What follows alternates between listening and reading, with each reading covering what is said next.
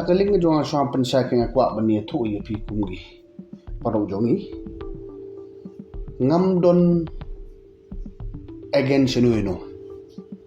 ngamdon kanu kajing against a political party lani ya kaseng channel 0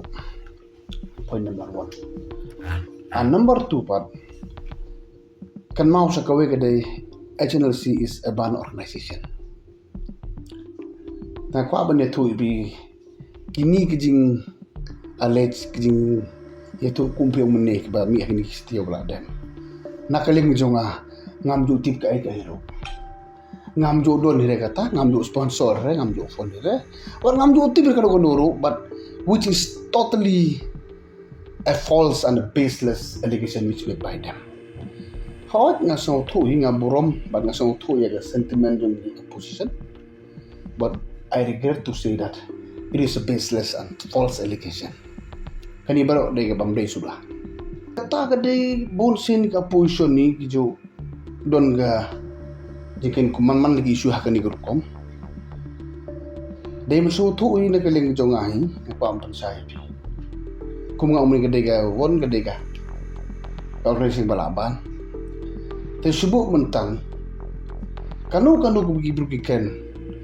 ngimut man kanu ABC nginong yes kepada angkin ai ka proof angkin prinsisa subuh la siya kan wan biang sekawai kanong ba umakermen do phone ni kani is it true subuh don next week kan doang bat ba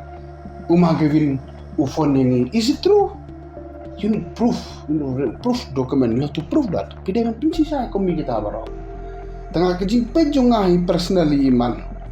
dah kebuburom iman kani kadai ka it seem is some politically motivated just to malign me personally and please remember the more they want to spread negativity on me personally the more God will bless me and I'm assured that I will promise I will work better and better for my people of the state of Meghalaya. And I commit very sincerely. Please don't think otherwise. I am your leaders. I am here to serve my state and for my beloved people. And all the allegation is very, very